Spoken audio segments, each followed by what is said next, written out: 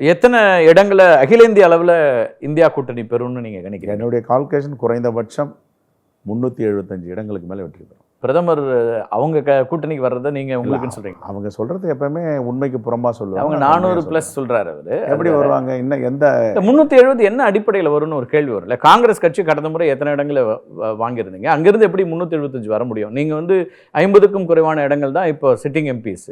அங்கிருந்து 370னா அப்போ மீதி இருக்கக்கூடிய 300ம் கூட்டணி கட்சி கொண்டு வருவாங்களா? இல்லை 375 இடங்கள். இது என்னுடைய பர்சனல் கால்குலேஷன். நானும் 2 நாளாக உட்காந்து கால்குலேட் பண்ணி பார்த்தேன். உத்தரப்பிரதேஷ் ஆகட்டும், மகாராஷ்டிரா ஆகட்டும், மத்திய பிரதேஷ் ஆகட்டும், ராஜஸ்தான் ஆகட்டும், பீகார் ஆகட்டும், பெரிய மாநிலங்கள். இந்த பெரிய மாநிலங்கள் ஆந்திர பிரதேஷ், தமிழ்நாடு, இதெல்லாம் நீங்கள் கூட்டி கழிச்சு பார்த்தீங்கன்னா, கேரளா கூட, கேரளாவில் நாங்கள் இருவேறு அணிகளாக நின்னாலும் அது வந்து பாஜகவுக்கு எதிரான அணிகள் தான் ரெண்டுமே.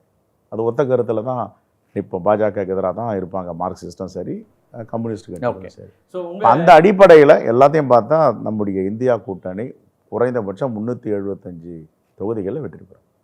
தமிழ்நாட்டில் 40க்கு 40 வெற்றி பெறும். 39. யார் 2வது இடம் வருவாங்கன்னு பார்க்குறீங்க? 2வது இடம் அதிமுக தான் வரும். அதில் மாற்றுக்கிறதே கிடையாது. அதிமுக கூட்டணி 2வது இடத்துக்கு கொண்டு வருவாங்க. என் போட்டியை பிஜேபிலாம் கடத்துலையும் இல்லைங்க. அது எப்படின்னா ஒரு ஆர்டிஃபிஷியலாக செயற்கையாக வந்து கிரியேட் பண்ணுறாங்க அவங்க, ஏதோ மக்கள் அவங்க கூட இருக்கிற மாதிரியான்ட்டு. இப்போ பாமக வந்து தமிழ்நாட்டுக்கு செய்த மிகப்பெரிய துரோகம் வந்து பாஜகவுடைய தனியாக போயிட்டு ஒரு பிம்பத்தை ஏற்படுத்தினாங்க பாருங்கள். பாஜக பின்னாடி மக்கள் இருக்காங்க, பாஜக பின்னாடி மக்கள் இருக்காங்க, பாஜக பின்னாடி பாமக இருக்கு. எந்த அடிப்படையில் இவங்க போனாங்கன்னு இன்னும் கூட புரியல.